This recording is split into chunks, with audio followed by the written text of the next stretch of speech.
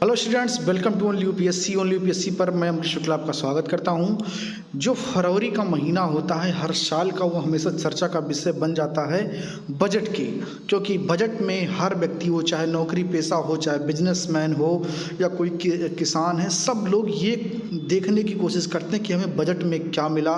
सरकार ने जो अपना पूरा खजाना प्रस्तुत किया है कि वो आगे एक साल क्या करने वाली है, उसमें हमारे हिस्से क्या चीज़ गिरा, ये देखने के लिए हमेशा चर्चा का विषय बजट बना रहता है।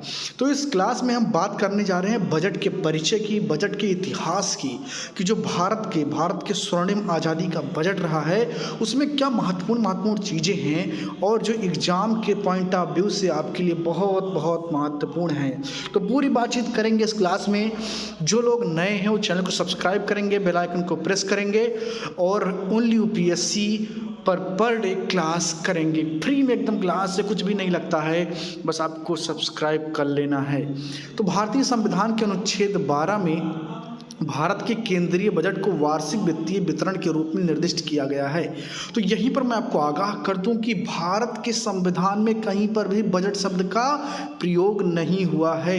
तो सवाल अगर आपके परीक्षा में कभी पूछे कि बजट शब्द का कहाँ प्रयोग हुआ है भारतीय संविधान में, किस अनुच्छेद में हुआ है, तो भाई साहब कहीं पर भी नहीं हुआ है। बजट शब्द का प्रयोग कहीं भी नहीं हुआ है। भारतीय संविधान के अनुच्छेद 12 में भारत के केंद्रीय बजट को वार्षिक वित्तीय वितरण के रूप में दर्शाया गया है, लिखा गया है। ठीक है ना, कहीं पर भी आपको संविधान में बजट लिखा हुआ नहीं मिलता है। जो कि भारतीय गणराज्य का वार्षिक बजट होता है, जिसे प्रत्येक वर्ष फरवरी के पहले कार्य दिवस को भारत के वित्त मंत्री द्वारा संसद में पेश किया जाता है। यानी कि 1 फरवरी को इसे पेश किया जाता है। लेकिन ये सिलसिला अभी जल्दी में शुरू हुआ है। पहले क्या होता था, इसे फरवरी के अंतिम कार्य दिवस में इसको पेश किया जाता था, अंतिम सप्ताह में पेश किया जाता था। तो अभी क्या है, इसको 1 फरवरी को ही पेश कर दिया जाता है। ठीक है ना।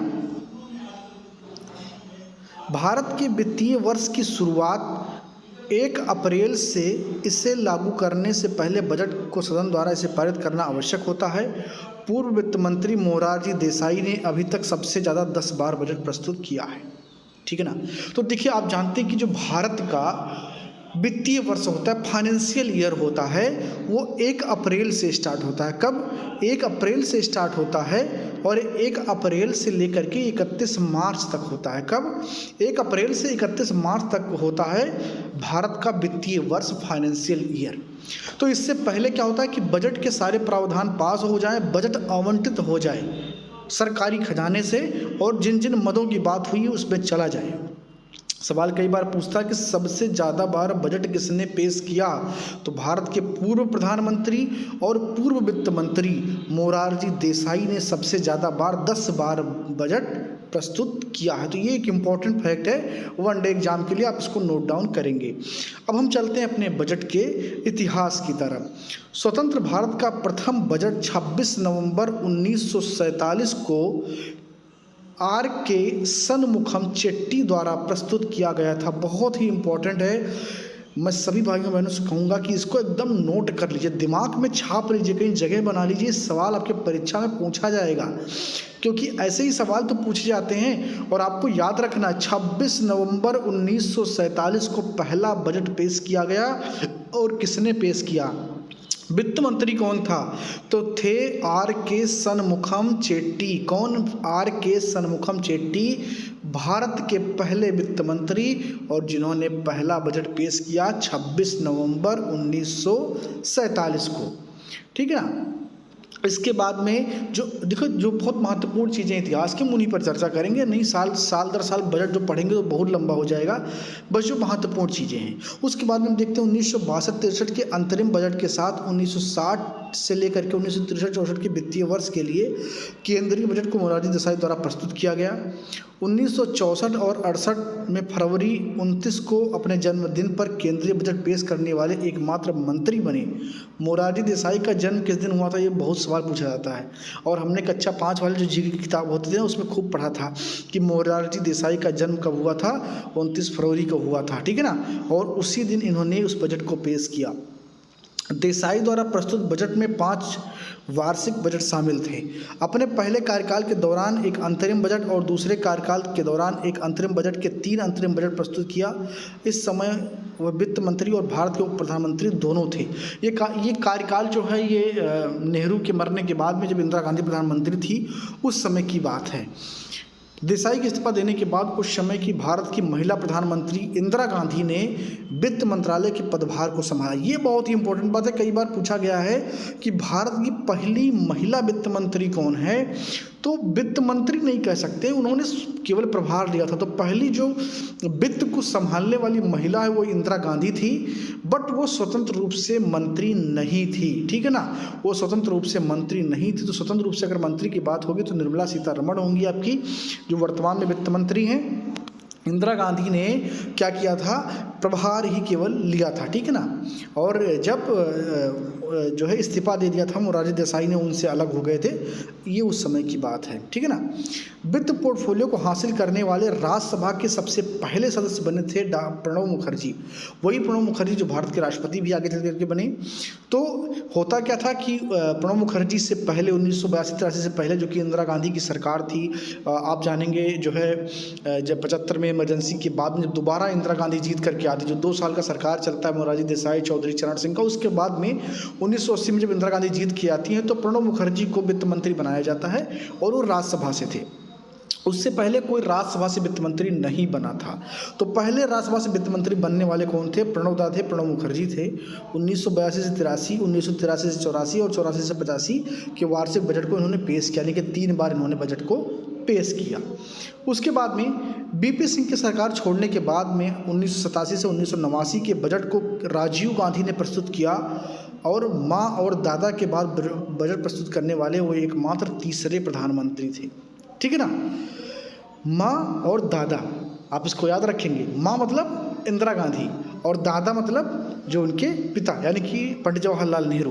तो उनके बाद में राजीव गांधी तीसरे प्रधानमंत्री, नेहरू और इंदिरा गांधी के बाद में जो प्रधानमंत्री रहते हुए जिन्होंने बजट पेश किया।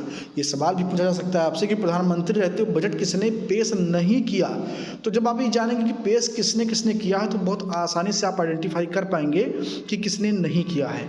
तो नेहरू ने किया, इंदिरा गांधी ने किया और राजीव गांधी ने भी किया, क्योंकि उस वक्त जो वित्त मंत्री थे वो बीपी सिंह थे और उन्होंने राजीव गांधी के खिलाफ मोर्चा खोल दिया था। बोफोर्स के घोटाले की मांग की जांच की मांग कर रहे थे और ये उसी समय का बात है।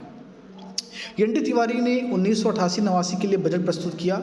1989-90 के लिए एस.बी. चौहान जो कि महाराष्ट्र के नेता थे, जबकि मधु दंडवते ने 1990-91 के लिए केंद्रीय बजट प्रस्तुत किया, ठीक है ना। आगे देखते हैं, डॉक्टर मनमोहन सिंह वित्त मंत्री बने, लेकिन चुनाव की जो है व्यवस्था वश के कारण उन्होंने 1991-92 के लिए अंतरिम बजट ही प्रस्तुत किया, ठीक है ना। राजनीतिक घटनाक्रम के कारण प्रारंभिक चुनाव को मई 1991 में आयोजित किया गया, जिसमें भारतीय राष्ट्रीय कांग्रेस ने राजनीतिक सत्ता में पुनः जो है वापसी किया और वित्त मंत्री मनमोहन सिंह ने 1991-92 के लिए बजट प्रस्तुत किया और ये एक ऐतिहासिक बजट माना जाता है, जिससे जो है उदारीकरण उसके बाद में आता है, सब कुछ प्राइवेट करने का एक जो है प्रयास स्टार्ट होता है। तो ये बजट बहुत इंपॉर्टेंट था। अब उदारीकरण के पश्चात जो बजट है उन पर हम थोड़ी बातचीत करेंगे। मनमोहन सिंह ने अपने अगले बजट 1992-93 में अर्थव्यवस्था को मुक्त कर दिया, यानी कि फ्री इकोनॉमी कर दी गई। विदेशी निवेश को प्रोत्साहित किया गया। आयात कर को कम करते हुए 300 से अधिक प्रतिशत से 50% तक कर, यानी कि जो पाबंदियाँ थी उनको रोक दिया गया। आयात शुल्क घटाए गए ताकि आयात निर्यात को बढ़ावा दे सके, यानी कि कुल मिलाकर के मार्केट को ओपन कर दिया गया कि विदेशी व्यापारी भी हमारे यहाँ आराम से व्यापार कर पाएँ। 1996 में चुनाव के बाद में एक गैर कांग्रेसी मंत्रालय ने पद ग्रहण किया, इसलिए 1996-97 के अंतरिम बजट को पी चिदम्बरम द्वारा प्रस्तुत किया गया। हाँ जी, पी चिदम्बरम पहले कांग्रेस में नहीं थे, ये उसके अलग पार्टी में थे, तो इन्होंने सबसे पहली बार बजट कब पेश किया, 1996 में पेश किया। हालांकि ये बाद में कांग्रेस के भी वित्त मंत्री बनेंगे, आगे आप देखेंगे उसको। उस समय तमिल महिला कांग्रेस से ही संबंधित है, ठीक है ना। एक संवैधानिक संकट के बाद जब आई.के. गुजराल का मंत्रालय समाप्त हो रहा था, तब चिदम्बरम के 1997-98 के बजट को पारित करने के लिए संसद की एक विशेष सत्र बुलाई गई थी और इस बजट को बिना बहस के पारित कर दिया गया था। तो ये सवाल भी आपको जानना चाहिए कि वो कौन सा बजट है जिसे बिना बहस के पास कर दिया गया था। तो ये उसी समय की बात है जब देवगौड़ा की सरकार गई और आनंद फानन में इंद्र कुमार गुजराल को प्रधानमंत्री बनाया गया और उसके बाद में पी चिदम्बरम ने बजट पेश किया था।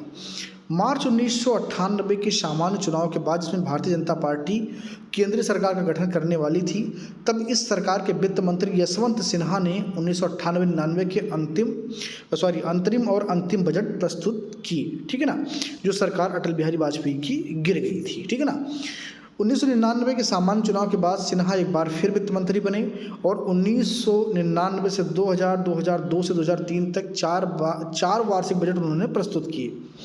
मई 2004 में चुनाव होने के कारण अंतरिम बजट को जसवंत सिन्हा द्वारा प्रस्तुत किया गया। वर्ष 2000 तक केंद्रीय बजट को फरवरी महीने के अंतिम दिवस को शाम 5 बजे घोषित किया जाता था, यानी कि जो उसका समय था वो फरवरी का अंतिम दिन होता था और शाम 5 बजे होता था। यह अभ्यास औपनिवेशिक काल की विरासत में मिला था, यानी कि जो औपनिवेशिक काल था, यानी कि अंग्रेजों का टाइम था, वही टाइम चला आ रहा था जब ब्रिटिश संसद दोपहर में बजट पारित करती थी, जिसके बाद में भारत ने इसे शाम को करना आरंभ किया। अटल बिहारी वाजपेयी की एनडीए सरकार के नेतृत्व में तत्कालीन वित्त मंत्री श्री यशवंत सिन्हा ने इस परंपरा को तोड़ते हुए 2001 में केंद्रीय बजट को सुबह 11 बजे घोषित किया। सुबह 11 बजे, यानी कि टाइम जो बदला गया वो बीजेपी की गवर्नमेंट में बदला गया जब पंडित अटल बिहारी वाजपेयी की सरकार थी। तो यहाँ पर आपने देखा कि जो बजट का हमारा पूरा इतिहास है वो बहुत लंबा है और कहाँ से चला आ रहा है। आपको जानना चाहिए कि सबसे ज़्यादा बजट किसने पेश किया, पहले वित्त मंत्री कौन थे, कौन पहली महिला प्रभार पाने वाली वित्त मंत्री थी, कौन पहले राज्यसभा के सांसद थे जिन्होंने सबसे पहले बजट पेश किया, किस बजट में कोई बहस नहीं हुआ, कोई चर्चा नहीं हुआ।